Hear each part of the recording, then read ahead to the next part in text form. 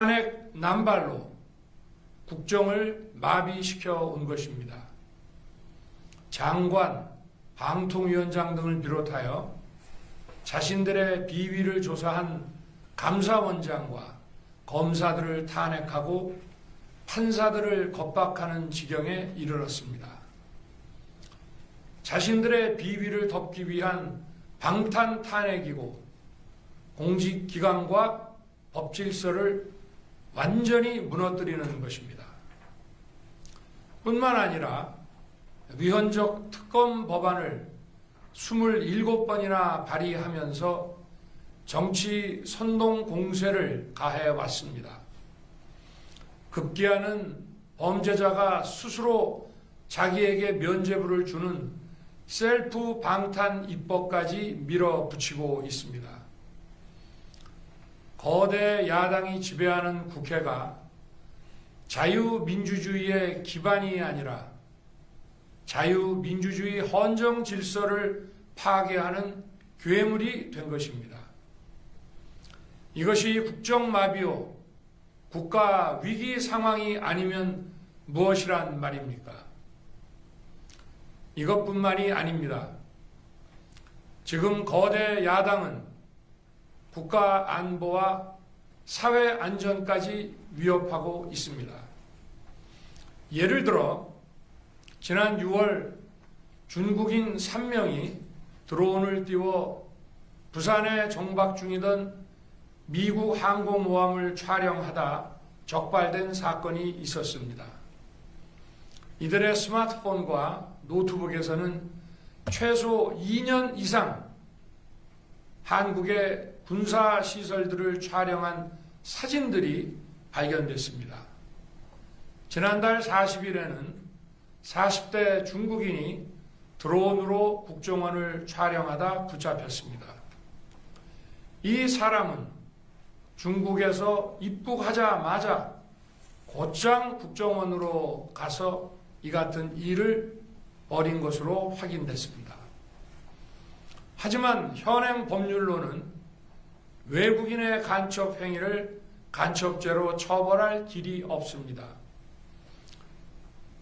이러한 상황을 막기 위해 형법의 간첩죄 조항을 수정하려 하였지만 거대 야당이 완강히 가로막고 있습니다. 지난 정권 당시 국정원의 대공수사권을 박탈한 것도 모자라서 국가보안법 폐지도 시도하고 있습니다. 국가 안보를 위협하는 간첩을 잡지 말라는 것 아닙니까? 북한의 불법적인 핵무장과 미사일 위협 도발에도 GPS 교란과 오물 풍선에도 민주노총 간첩 사건에도 거대 야당은 이에 동조할 뿐 아니라 오히려 북한 편을 들면서 이에 대응하기 위해 고군분투하는 정부를 흠집내기만 했습니다. 북한의 불법 핵 개발에 따른 유엔 대북 제재도 먼저 풀어야 한다고 주장합니다. 도대체 어느 나라 정당이고 어느 나라 국회인지 알 수가 없습니다. 검찰과 경찰의 내년도 특경비, 특활비 예산은 아예 0원으로 깎았습니다. 금융사기 사건, 사회적 약자 대상 범죄, 마약 수사 등 민생침해 사건 수사, 그리고 대공수사에 쓰이는 기묘한 예산입니다. 마약, 딥페이크 범죄 대응 예산까지도 대폭 삭감했습니다. 자신들을 향한 수사 방해를 넘어 마약 수사, 조폭 수사와 같은 민생사범 수사까지 가로막는 것입니다. 대한민국을 간첩 천국, 마약 소굴, 조폭 나라로 만들겠다는 것 아닙니까? 이런 사람들이야말로 나라를 망치려는 반국가 세력 아닙니까? 그래놓고 자신들의 특권을 유지하기 위한 국회 예산은 오히려 늘렸습니다. 경제도 위기 비상 상황입니다. 거대 야당은 대한민국의 성장 동력까지 꺼뜨리려고 하고 있습니다. 민주당이 삭감한 내년 예산 내역을 보면 잘 알 수 있습니다. 원전 생태계 지원 예산을 삭감하고 체코 원전 수출 지원 예산은 무려 90%를 깎아버렸습니다. 차세대 원전 개발 관련 예산은 거의 전액을 삭감했습니다.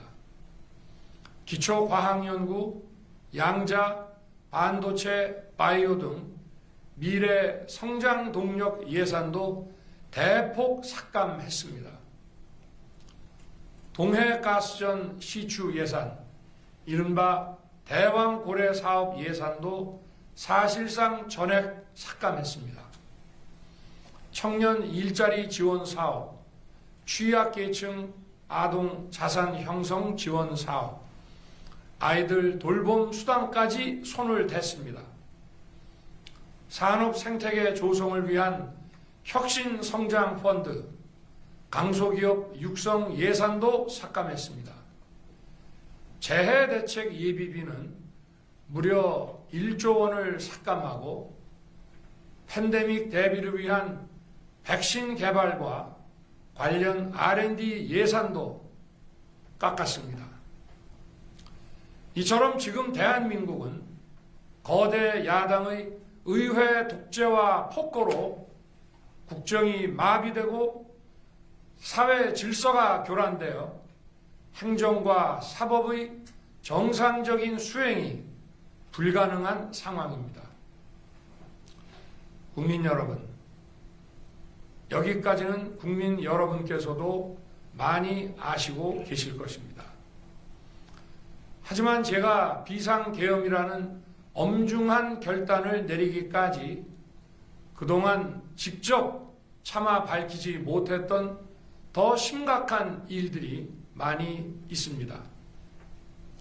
작년 하반기 선거관리위원회를 비롯한 헌법기관들과 정부기관에 대해 북한의 해킹 공격이 있었습니다. 국가정보원이 이를 발견하고 정보 유출과 전산 시스템 안전성을 점검하고자 했습니다. 다른 모든 기관들은 자신들의 참관하에 국정원이 점검하는 것에 동의하여 시스템 점검이 진행되었습니다. 그러나 선거관리위원회는 헌법기관임을 내세우며 완강히 거부하였습니다. 그러다가 선관위에 대규모 채용 부정 사건이 터져 감사와 수사를 받게 되자 국정원의 점검을 받겠다고 한 발 물러섰습니다. 그렇지만 전체 시스템 장비의 아주 일부분만 점검에 응하였고 나머지는 불응했습니다. 시스템 장비 일부분만 점검했지만 상황은 심각했습니다. 국정원 직원이 해커로서 해킹을 시도하자 얼마든지 데이터 조작이 가능하였고 방화벽도 사실상 없는 것이나 마찬가지였습니다. 비밀번호도 아주 단순하여 1, 2, 3, 4, 5 같은 식이었습니다. 시스템 보안관리 회사도 아주 작은 규모의 전문성이 매우 부족한 회사였습니다. 저는 당시 대통령으로서 국정원의 보고를 받고 충격에 빠졌습니다. 민주주의의 핵심인 선거를 관리하는 전산 시스템이 이렇게 엉터리인데 어떻게 국민들이 선거 결과를 신뢰할 수 있겠습니까? 선관위도 국정원의 보안 점검 과정에 입회하여 지켜보았지만 자신들이 직접 데이터를 조작한 일이 없다는 변명만 되풀이할 뿐이었습니다. 선관위는 헌법기관이고 사법부 관계자들이 위원으로 있어 영장에 의한 압수수색이나 강제 수사가 사실상 불가능합니다. 스스로 협조하지 않으면 진상규명이 불가능합니다. 지난 24년 4월 총선을 앞두고도 문제 있는 부분에 대한 개선을 요구했지만 제대로 개선되었는지는 알 수 없습니다. 그래서 저는 이번에 국방장관에게 선관위 전산 시스템을 점검하도록 지시한 것입니다. 최근 거대 야당 민주당이 자신들의 비리를 수사하고 감사하는 서울중앙지검장과 검사들, 헌법기관인 감사원장을 탄핵하겠다고 하였을 때 저는 이제 더 이상은 그냥 지켜볼 수만 없다고 판단했습니다. 뭐라도 해야 되겠다고 생각했습니다. 이들은 이제 곧 사법부에도 탄핵의 칼을 들이댈 것이 분명했습니다. 저는 비상계엄령 발동을 생각하게 되었습니다. 거대 야당이 헌법상 권한을 남용하여 위헌적 조치들을 계속 반복했지만 저는 헌법의 틀 내에서 대통령의 권한을 행사하기로 했습니다. 현재의 망국정 국정마비 상황을 사회교란으로 인한 행정사법의 국가기능 붕괴 상태로 판단하여 계엄령을 발동하되 그 목적은 국민들에게 거대 야당의 반국가적 패악을 알려 이를 멈추도록 경고하는 것이었습니다. 그럼으로써 자유민주주의 헌정질서의 붕괴를 막고 국가 기능을 정상화하고자 하였습니다. 사실 12월 4일 계엄 해제 이후 민주당에서 감사원장과 서울중앙지검장 등에 대한 탄핵안을 보류하겠다고 발표하여 짧은 시간의 계엄을 통한 메시지가 일정 부분 효과가 있었다고 생각했습니다. 그러나 이틀 후 보류하겠다던 탄핵 소추를 그냥 해버렸습니다. 비상계엄의 명분을 없애겠다는 뜻이었습니다. 애당초 저는 국방장관에게 과거의 계엄과는 달리 계엄의 형식을 빌려 작금의 위기 상황을 국민들께 알리고 호소하는 비상조치를 하겠다고 했습니다. 그래서 질서 유지에 필요한 소수의 병력만 투입하고 실무장은 하지 말고 국회의 계엄 해제 의결이 있으면 바로 병력을 철수시킬 것이라고 했습니다. 실제로 국회의 계엄 해제 의결이 있자 국방부 청사에 있던 국방장관을 제 사무실로 오게 하여 즉각적인 병력 철수를 지시하였습니다. 제가 대통령으로서 발령한 이번 비상조치는 대한민국의 헌정 질서와 국헌을 망가뜨리려는 것이 아니라 국민들에게 망국의 위기 상황을 알려드려 헌정 질서와 국헌을 지키고 회복하기 위한 것입니다. 소규모이지만 병력을 국회에 투입한 이유도 거대 야당의 망국적 행태를 상징적으로 알리고 계엄 선포 방송을 본 국회 관계자와 시민들이 대거 몰릴 것을 대비하여 질서 유지를 하기 위한 것이지 국회를 해산시키거나 기능을 마비시키려는 것이 아님은 자명합니다. 300명 미만의 실무장하지 않은 병력으로 그 넓은 국회 공간을 상당 기간 장악할 수 없는 것입니다. 과거와 같은 계엄을 하려면 수만 명의 병력이 필요하고 광범위한 사전 논의와 준비가 필요하지만 저는 국방장관에게 계엄령 발령 담화 방송으로 국민들께 알린 이후에 병력을 이동시키라고 지시했습니다. 그래서 10시 30분 담화 방송을 하고 병력 투입도 11시 30분에서 12시 조금 넘어서 이루어졌으며 1시 조금 넘어 국회의 계엄 해제 결의가 있자 즉각 군 철수를 지시하였습니다. 결국 병력이 투입된 시간은 한두 시간 정도에 불과합니다. 만일 국회 기능을 마비시키려 했다면 평일이 아닌 주말을 기해서 계엄을 발동했을 것입니다. 국회 건물에 대한 단전 단수 조치부터 취했을 것이고 방송 송출도 제한했을 것입니다. 그러나 그 어느 것도 하지 않았습니다.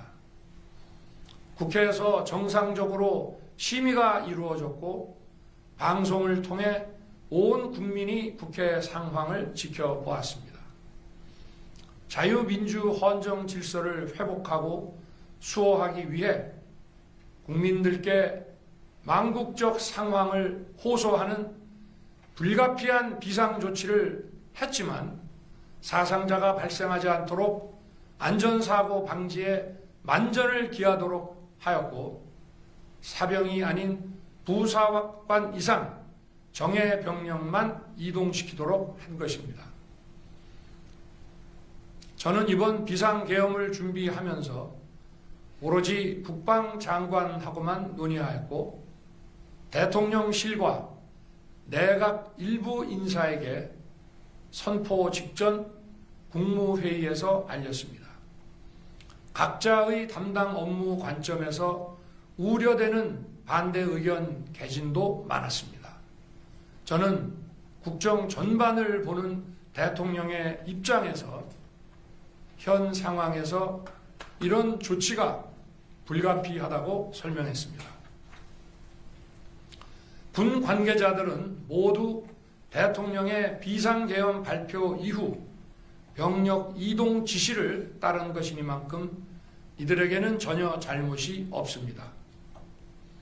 그리고 분명히 말씀드리지만 저는 국회 관계자의 국회 출입을 막지 않도록 하였고 그래서 국회의원과 엄청나게 많은 인파가 국회 마당과 본관, 본회의장으로 들어갔고 계엄 해제 안건 심의도 진행된 것입니다. 그런데도 어떻게든 내란죄를 만들어 대통령을 끌어내리기 위해 수많은 허위 선동을 만들어내고 있습니다. 도대체 2시간짜리 내란이라는 것이 있습니까? 질서 유지를 위해 소수의 병력을 잠시 투입한 것이 폭동이란 말입니까? 거대 야당이 거짓 선동으로 탄핵을 서두르는 이유가 무엇이겠습니까? 단 하나입니다.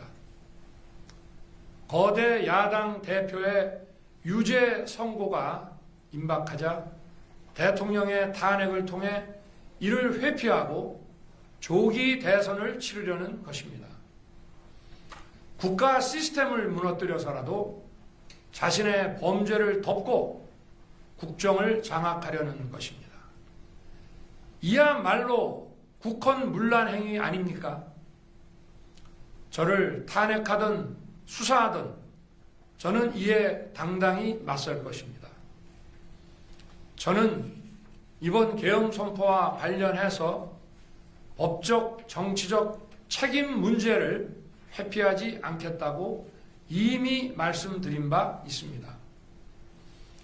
저는 대통령 취임 이후 지금까지 단 한순간도 개인적인 인기나 대통령 임기 자리 보존에 연연해온 적이 없습니다.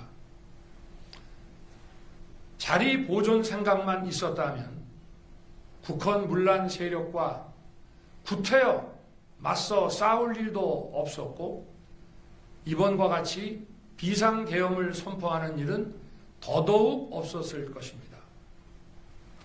5년 임기 자리 지키기에만 매달려 국가와 국민을 외면할 수 없었습니다. 저를 뽑아주신 국민의 뜻을 저버릴 수 없었습니다. 하루가 멀다 하고 다수의 힘으로 입법 폭고를 일삼고 오로지 방탄에만 혈안되어 있는 거대 야당의 의회 독재에 맞서 대한민국의 자유민주주의와 헌정 질서를 지키려 했던 것입니다. 그 길밖에 없다고 판단해서 내린 대통령의 헌법적 결단이자 통치 행위가 어떻게 내란이 될 수 있습니까? 대통령의 비상계엄 선포권 행사는 사명권 행사, 외교권 행사와 같은 사법심사의 대상이 되지 않는 통치 행위입니다. 국민 여러분, 지금 야당은 저를 중범죄자로 몰면서 당장 대통령직에서 끌어내리려 하고 있습니다. 만일 망국적 국헌문란 세력이 이 나라를 지배한다면 어떤 일이 벌어지겠습니까? 위헌적인 법률, 셀프 면죄부 법률, 경제 폭망 법률들이 국회를 무차별 통과해서 이 나라를 완전히 부술 것입니다. 원전산업, 반도체 산업을 비롯한 미래 성장 동력은 고사될 것이고 중국산 태양광 시설들이 전국의 살림을 파괴할 것입니다. 우리 안보와 경제의 기반인 한미 동맹, 한미일 공조는 또다시 무너질 것입니다. 북한은 핵과 미사일을 고도화하여 우리의 삶을 더 심각하게 위협할 것입니다. 그러면 이 나라 대한민국의 미래가 어떻게 되겠습니까? 간첩이 활개치고 마약이 미래 세대를 망가뜨리고 조폭이 설치는 그런 나라가 되지 않겠습니까? 지금껏 국정마비와 국헌문란을 주도한 세력과 범죄자 집단이 국정을 장악하고 대한민국의 미래를 위협하는 일만큼은 어떤 일이 있어도 막아야 합니다. 저는 끝까지 싸울 것입니다. 국민 여러분, 국정마비의 망국적 비상 상황에서 나라를 지키기 위해 국정을 정상화하기 위해 대통령의 법적 권한으로 행사한 비상계엄 조치는 대통령의 고도의 정치적 판단이고 오로지 국회의 해제 요구만으로 통제할 수 있는 것입니다. 이것이 사법부의 판례와 헌법학계의 다수 의견임을 많은 분들이 알고 있습니다. 저는 국회 해제 요구를 즉각 수용했습니다. 계엄 발령 요건에 관해 다른 생각을 가지고 계신 분들도 있습니다만 나라를 살리려는 비상 조치를 나라를 망치려는 내란 행위로 보는 것은 여러 헌법학자와 법률가들이 지적하는 바와 같이 우리 헌법과 법 체계를 심각한 위험에 빠뜨리는 것입니다. 저는 묻고 싶습니다.